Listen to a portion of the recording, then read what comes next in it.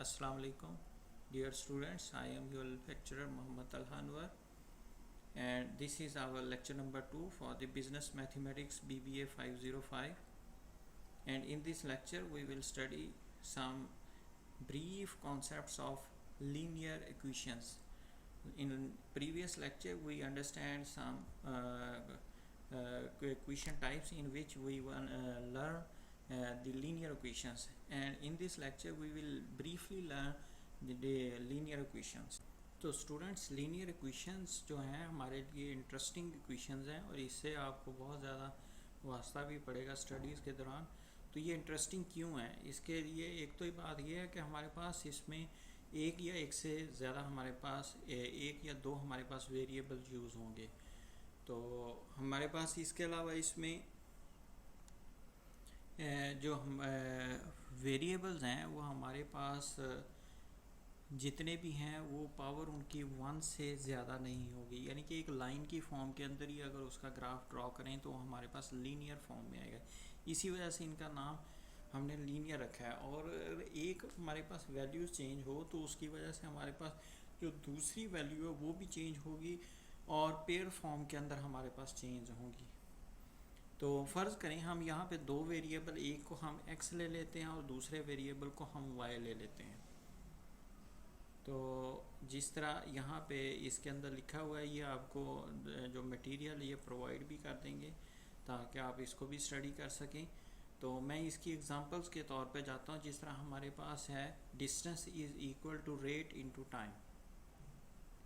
Distance फासला, यानी कि कोई भी चीज़ हमारे पास कितना मूव करती है, ये फासला, ये आपने फार्मूला, एक सिंपल फार्मूला भी स्टडी किया है कि हमारे पास जो फासला है वो किसके इक्वल होता है, जो वेलोसिटी इनटू टाइम। तो यहाँ पे रेट हमारे पास वेलोसिटी को शो करवाता है और ये हमारे पास टाइम है। तो इसकी मदद से हम फाइंड कर सकते हैं कि अगर किसी बॉडी की वेलोसिटी का अंदाज़ा हो, पता हो, हम उसको मल्टीप्लाई कर दें उसके टाइम के साथ, तो हमें पता चल जाएगा कि बॉडी कितनी दूर हमारे पास मूव की गई है। जिस तरह इसका ग्राफ देखें यहाँ पे आप, इस ग्राफ के अंदर हमारे पास ये टाइम है, अलॉन्ग एक्स एक्सिस हमने टाइम को ड्रॉ किया है और अलॉन्ग वाई एक्सिस हमारे पास डिस्टेंस है।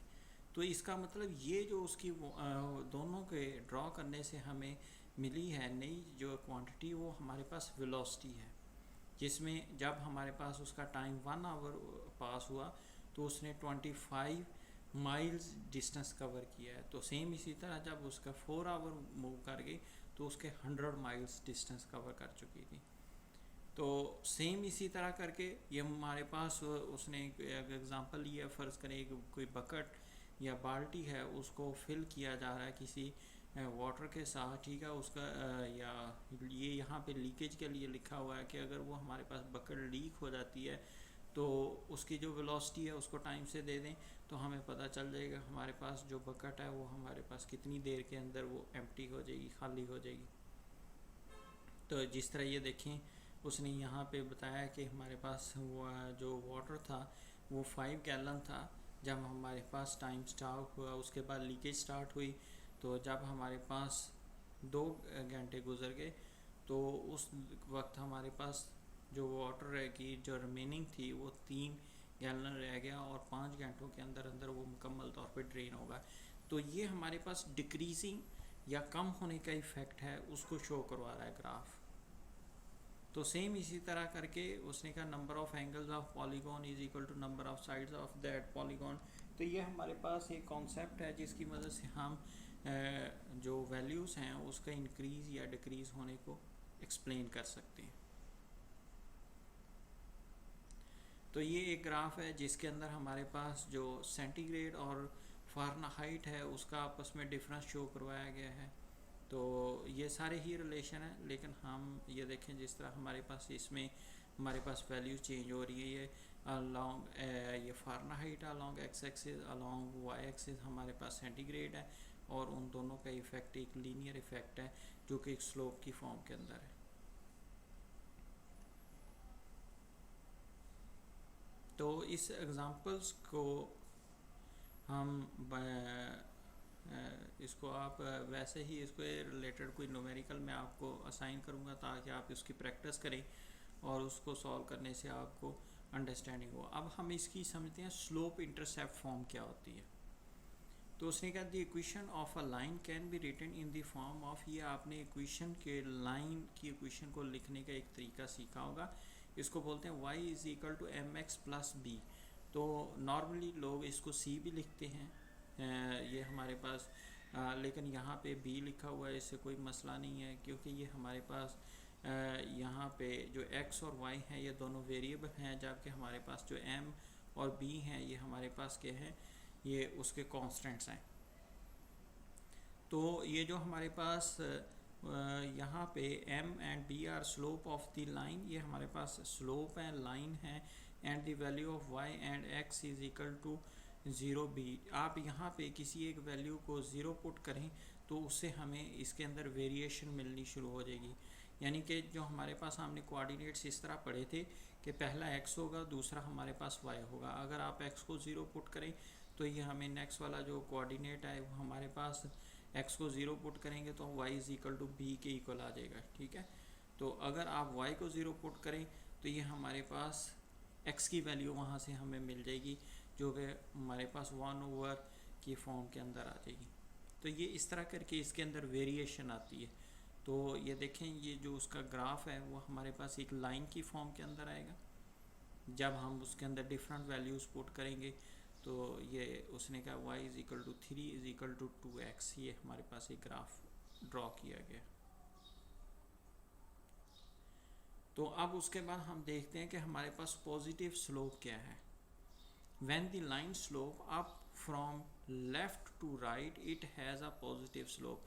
जब हमारे पास जो लाइन है जो ड्रॉ हुई है वो हमारे पास लेफ़्ट से राइट की तरफ तो हो तो वो हमारे पास स्लोप क्या होगी, वो पॉजिटिव होगी। This means that positive change in y is associated with positive change in x। ये मैंने आपको पहले ही बताया था कि अगर x के अंदर चेंज करेंगे तो उसकी वजह से y के अंदर भी चेंज होगी, अगर y के अंदर करेंगे तो उसकी वजह से x में होगी। तो अगर हमारे पास आप x के अंदर पॉजिटिव चेंज करेंगे तो y के अंदर भी पॉजिटिव चेंज आएगी। The steeper the slope the greater the rate of change in y। यानी कि जिस तरह हमारे पास स्लोप है उसकी जो ढलान है, जो उसने कहा है कि वो हमारे पास जिस तरह ज़्यादा होगी उसकी स्लोप भी बढ़ती जाएगी। तो अगर वो बिल्कुल अलॉन्ग एक्स एक्सिस आ जाएगी तो उसकी स्लोप क्या हो जाएगी, वो हमारे पास स्लोप ख़त्म हो जाएगी, वो लीनियर फॉर्म के अंदर आ जाएगी। तो ये उसने फिर कुछ एग्जांपल्स दिए हैं, जिस तरह ये हमारे पास है, उसने कहा हमारे पास गैसोलीन है तो उसके लिए हमारे पास गैलन्स की फॉर्म के अंदर लिया है, फिर उससे जो ट्रैवल किया है डिस्टेंस वो हमारे पास ये है, d is equal to 25 gallon, तो इसकी स्लोप 25 है। तो आप ये देख रहे हैं कि हमारे पास जब 10 गैलन यूज़ होंगे तो उसकी स्लोप 10 है। अगर हमारे पास 5 होंगे तो वो हमारे पास और नीचे की तरफ आ जाएगी, तो ये हमारे पास फिर उसके बाद ऑलमोस्ट लीनियर हो जाएगी। तो इस तरह करके हमारे पास स्लोप ज़्यादा है और आहिस्ता आहिस्ता स्लोप कम होगी। जिस तरह पॉजिटिव स्लोप है सेम इसी तरह करके हमारे पास स्लोप नेगेटिव भी हो सकती है और उसका आंसर हमारे पास नेगेटिव आएगा। तो ये देखें, ये हमारे पास स्लोप पॉजिटिव, ये 0 से स्टार्ट हो रही है और आहिस्ता आहिस्ता करके हमारे पास डाउनवर्ड हो रही है, जिसकी वजह से स्लोप हमारे पास क्या आएगी, नेगेटिव आएगी। तो ये हमारे पास स्लोप नेगेटिव है, ये -1 है, और ये हमारे पास स्लोप -12 है या 1/2 आप इसको लिख सकते हैं। ये हमारे पास स्लोप दोनों नेगेटिव है। तो अगर हमारे पास ओरिजिन से इंक्रीज़ करे तो वो हमारे पास स्लोप पॉजिटिव होगी। अब ज़ीरो स्लोप क्या होगी, जब वो हमारे पास अलॉन्ग एक्स एक्सिस आ जाए, उसके पैरेलल में आ जाए। जिस तरह ये हमारे पास आप देख सकते हैं इस फिगर के अंदर हमारे पास ये वाले जो एक्सिस अलॉन्ग दी एक्सिस है और ये वाला भी along the axis points show करवाए गए हैं। तो ये हमारे पास ज़ीरो स्लोप है, ये पैरेलल है, ठीक है। तो उसके बाद नेक्स्ट वाला जो कॉन्सेप्ट है वो हमारे पास अनडिफाइंड स्लोप है। ये हमारे पास जब along the parallel to the Y axis आ जाएगी वो हमारे पास अनडिफाइंड होगी, उसको हम डिफाइन नहीं कर सकते, हम बता नहीं सकते कि उसकी स्लोप क्या है, क्योंकि वो हमारे पास वाई एक्सिस के पैरेलल है।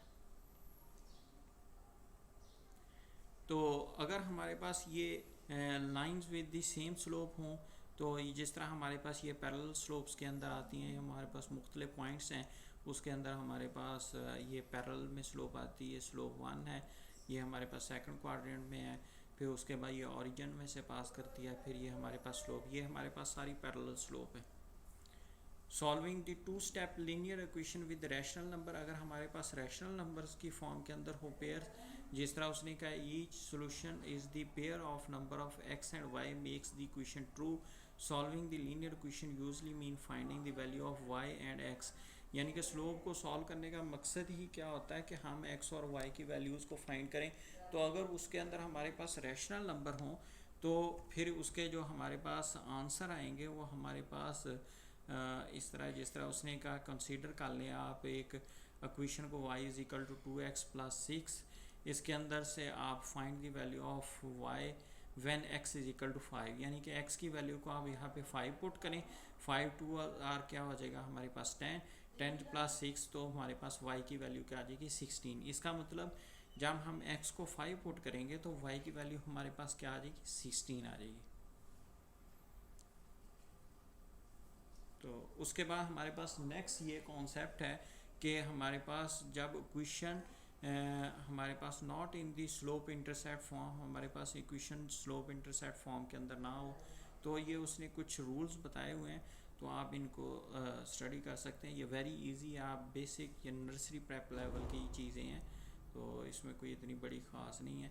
जिस तरह उसने कहा ये हमारे पास इक्वेशन है 2x plus Y minus 6 is equal to 0, आपने क्या करना है इसको y is equal to M X plus C की फॉर्म के अंदर लेके जाना चाह रहे हैं तो y को सेपरेट कर लें। वेरी सिंपल, आप ऑपरेशन करते जाएं, y को दूसरी तरफ ले जाएं, नेगेटिव हो जाएगा, या आप उसको सिंपली एक स्टेप 2 स्टेप के अंदर भी सॉल्व कर सकते हैं। तो ये इस तरह करके स्टूडेंट्स हमारा आज का लेक्चर ये यहाँ पे वाइंड अप होता है। तो आज के लेक्चर के अंदर हमने लीनियर इक्वेशन को समझा है, इससे रिलेटेड जो होमवर्क है वो आप इसको देखें। तो स्टूडेंट्स इस लेक्चर के अंदर हमने लीनियर इक्वेशन को डिटेल के साथ सीखा है, और इससे रिलेटेड जो असाइनमेंट है वो आपकी गूगल क्लासरूम के अंदर अपलोड कर दी गई है। इसके टाइम एक्सपायर होने से पहले आप इसको सॉल्व करके सबमिट करवा दें ताकि आपको ग्रेड अवार्ड कर दिए जाए। तो इससे रिलेटेड अगर आपको किसी किस्म का कोई क्वेश्चन हो या किसी कॉन्सेप्ट के अंदर कोई प्रॉब्लम हो तो आप इस नंबर के ऊपर मुझे व्हाट्सएप कर सकते हैं। Thank you very much. अल्लाह हाफिज़।